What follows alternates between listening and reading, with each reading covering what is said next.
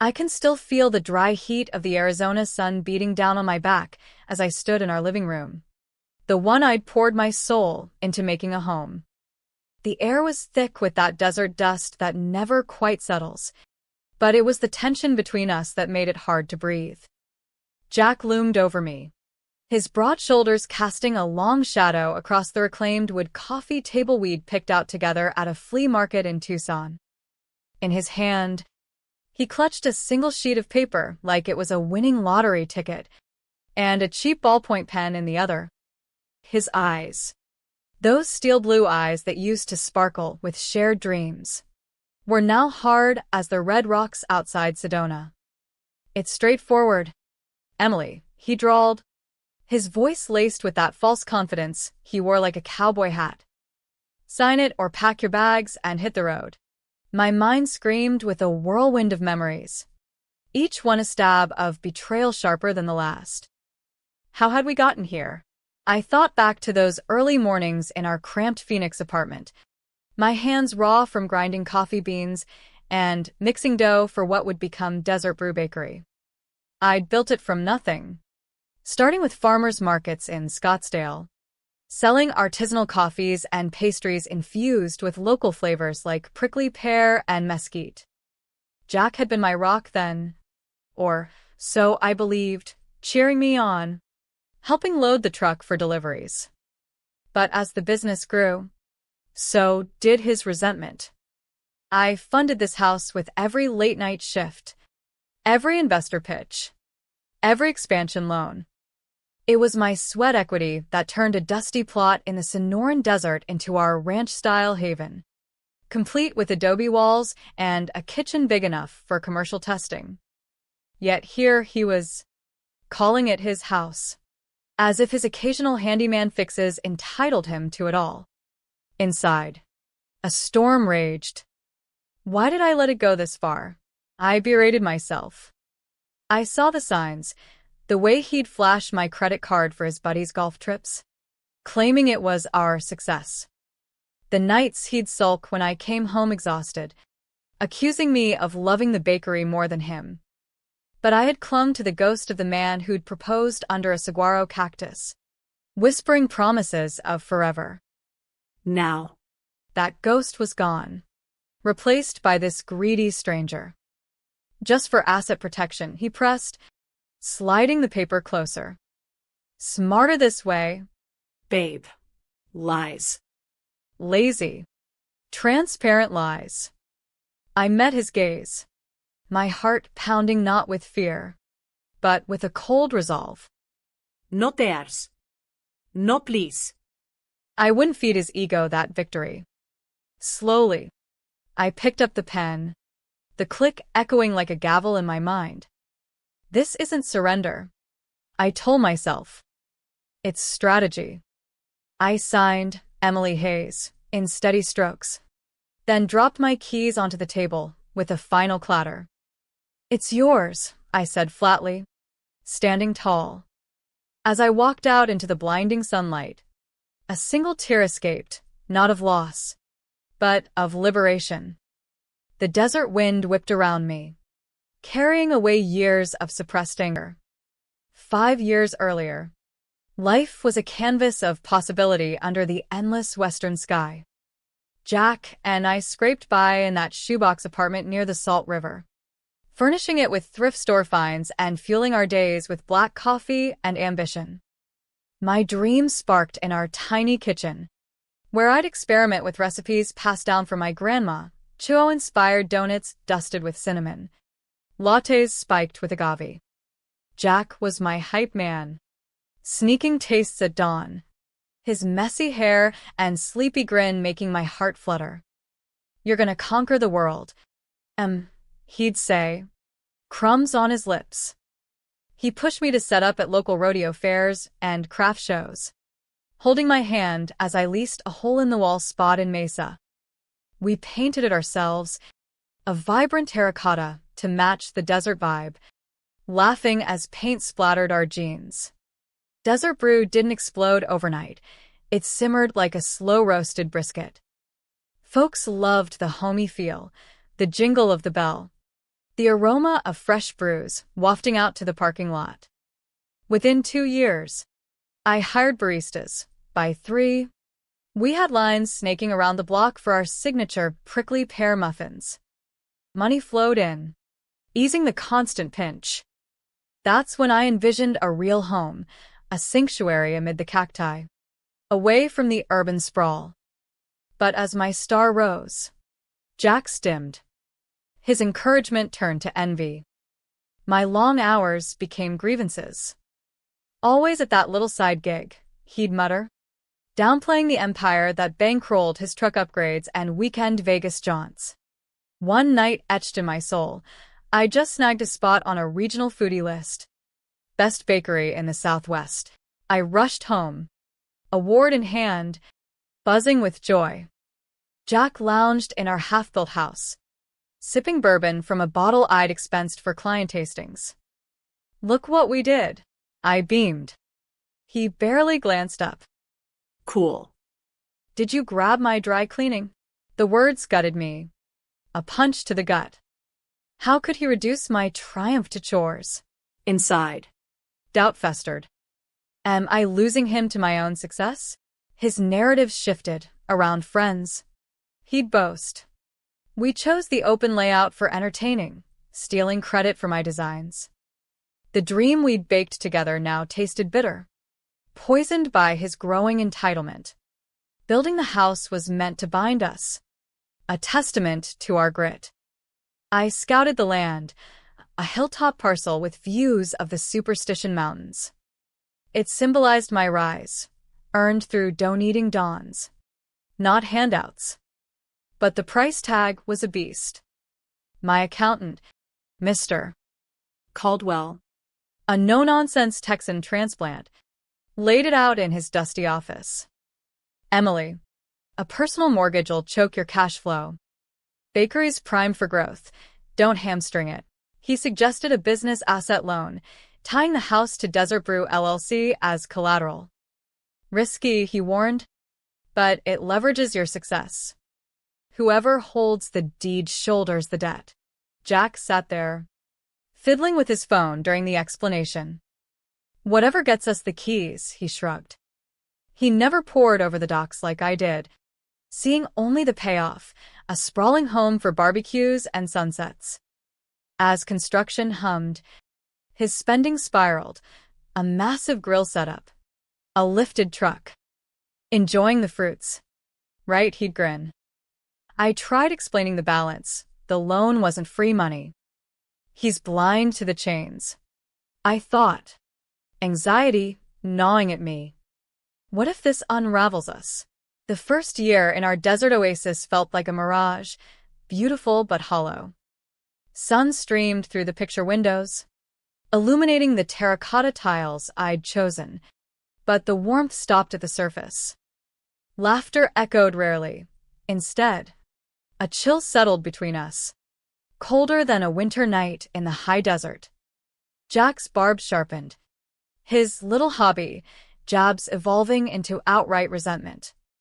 He acted like the lord of the manor, dictating from his leather recliner while I juggled expansions. The blow-up came on a scorching afternoon. I was in my home office, overlooking the cactus garden, crunching numbers that screamed success, profits up 40%. Jack barged in. No knock. Planting himself like a sentinel. We gotta talk, he demanded, voice edged with authority. I sighed. Eyes on the screen. Busy. Jack. Later. No. Now. He jabbed at the figures. All this cash. And I'm shut out? Everything's in your name. That's not partnership. Confusion hit me first, then anger. He's never cared about the books before. You said finances bored you. His face hardened. Well, I'm invested now. Joint accounts. Eminencia. And the house, fair's fair. It was a power play. Plain as day. He craved control over the empire he'd barely touched. The LLC protects us, I explained, pulse rising. It's separate for legal reasons. Red crept up his neck. Your accountant again? What about me? Your husband? This is my business. I shot back. Voice steady, but inner turmoil churning. Why can't he see my sacrifices? The nights I doubted myself. Pushing through for us? He recoiled like I'd struck him. Your business? The one bankrolling our life. I deserve a piece. From then, the house obsessed him. He dropped suggestions over dinner. Deed in my name for tax perks or lawsuit protection. Flimsy excuses masking his greed. I saw through it. But instead of raging, I played coy. Sounds complicated. I'll check with Caldwell. It fueled his fire, making him think he was outsmarting me. Inside. A plan brewed amid the chaos. He's underestimating me again, I thought, resentment bubbling.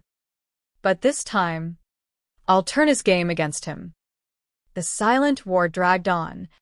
Articles on property rights left strategically. Overheard calls to his lawyer. He thought himself clever. I saw a desperate man grasping at shadows. He sprung the trap on a starlit evening, attempting romance with grilled steaks and craft beer, echoes of our courting days at desert bonfires. Candles flickered on the patio, casting long shadows. To us, he toasted, eyes gleaming. Post-dinner, he guided me inside, where a document sat on the table like a venomous snake. Just paperwork for our future, he cooed. Protects the house. I scanned it. Quitclaim deed. Transferring title from Emily Hayes to Jack Reynolds. My stomach twisted, but calm prevailed. This is it, the moment he reveals himself fully. I'm not signing, I said evenly. His facade shattered. After all I've done? Supported your dream? Rage contorted his features. Sign or get out of my house. Pity washed over me, mingled with sorrow. The man I loved is a memory. In that clarity, resolve hardened. The next dawn, I awoke in a modest Flagstaff rental I'd secured weeks prior, simple, unburdened. Sunlight dappled the floors, no oppressive grandeur. Coffee in hand, I savored the quiet. Free at last, I whispered inwardly. No more walking on eggshells. I imagined Jack's awakening, sprawling in the master suite, smug as a peacock. He'd strut through rooms, phone in hand, boasting to pals, she caved, house is mine. By noon, popping a beer, his lawyer's call would shatter the illusion. Sit down. Jack. That deed? It transferred the loan to a business debt colossal as the Grand Canyon. Horror would dawn. What debt? The house was collateral for Desert Brew's expansion. You own it now, and the payments. The figure would floor him, monthly sums dwarfing his sales job salary.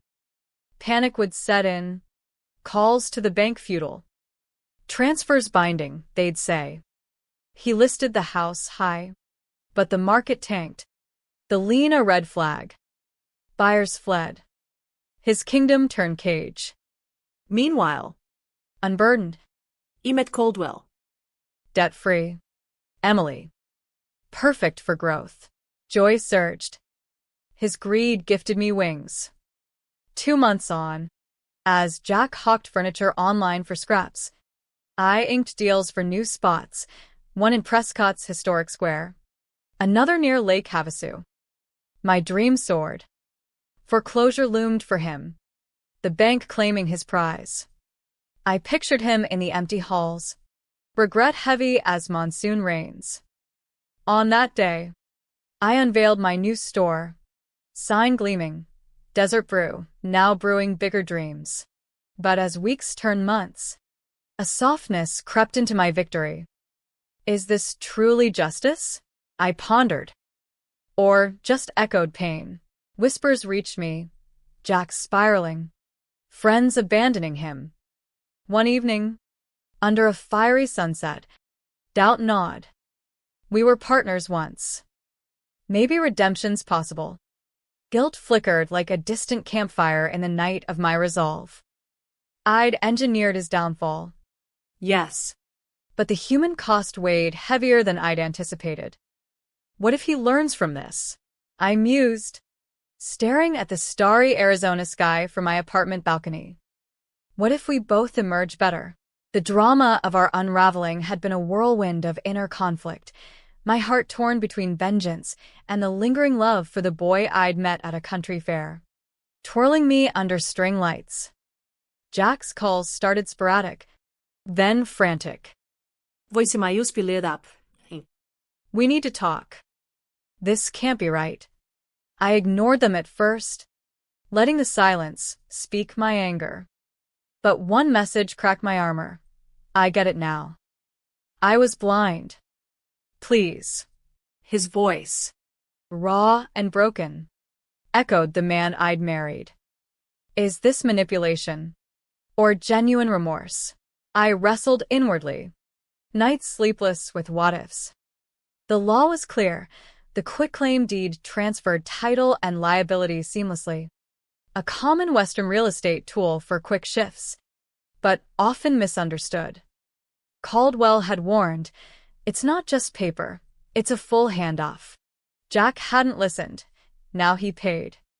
As Desert Brew flourished, lines at the new locations buzzing with locals savoring our Navajo-inspired fry bread lattes, I felt a void. Success tasted hollow without closure. Revenge isn't nourishment. I realized. It's poison lingering. One dusty afternoon, I drove back to the house, now bank-owned, signs staked in the yard. Jack's truck sat out front, dented and dusty. He answered the door.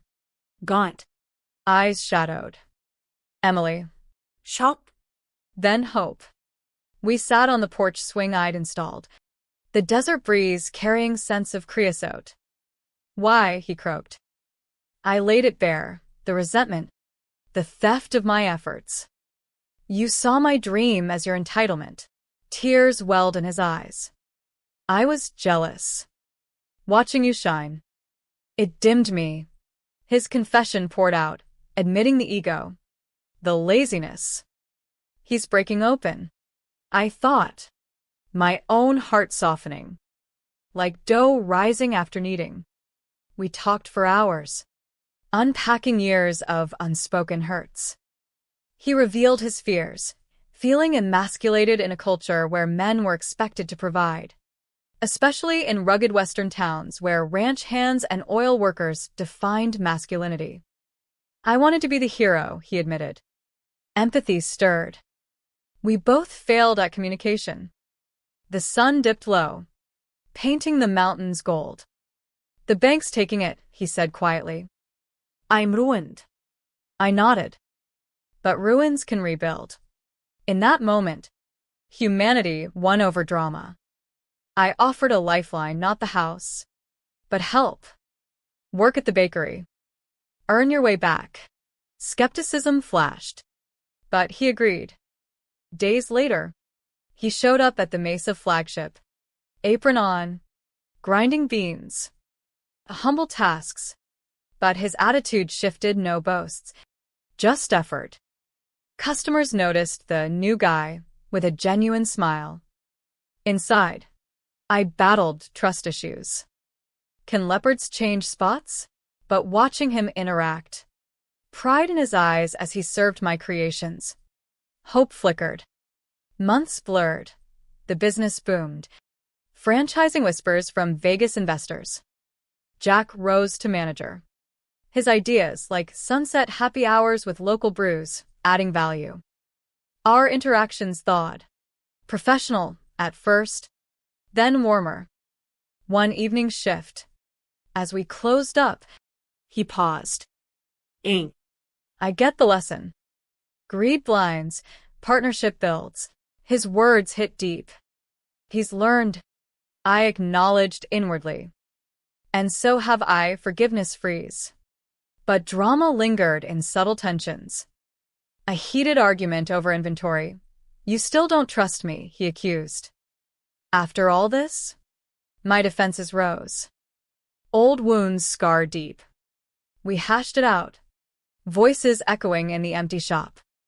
I built this alone because you checked out, I countered. Tears flowed, his Mine. in the vulnerability. Walls crumbled. I'm sorry, he whispered. Truly. The turning point came during a storm, rare desert rain pounding the roof. Power out. We sat by candlelight, sharing stories. He opened about his upbringing. Absent father. Pressure to man up. I shared my fears of abandonment. We're both products of our pains, I realized. The night forged understanding. A bridge over the chasm. As the house sold at auction, Jack moved into a modest trailer park nearby. No bitterness. Instead, gratitude. Losing it all showed me what matters. Our paths intertwined again, not as spouses, but partners in healing. The bakery became a symbol, not of my solo triumph, but shared redemption. Yet, inner conflict persisted. Am I fooling myself? Nights alone, I questioned. But growth showed. Jack volunteered at community food banks, using skills from Desert Brew. His humility inspired me to mentor young entrepreneurs. Paying forward. The human element deepened as seasons shifted, the desert blooming with wildflowers mirroring our tentative renewal. Jack's transformation wasn't overnight, it was a slow thaw. Like ice melting in spring canyons. I watched warily, my heart a battlefield of hope and caution. What if this is temporary? I fretted inwardly. Greed's roots run deep. But action spoke. He repaid small debts from his wages. No que plans. Earning it feels right, he'd say. Drama resurfaced during a regional baking expo in Albuquerque. I invited him along. Professional courtesy. Envy could have flared. See me network with bigwigs. Instead, he hyped my booth. Try the best in the West. Pride swelled in me. Unexpected. On the drive back, under a canopy of stars, he confessed, I used to hate your spotlight. Now.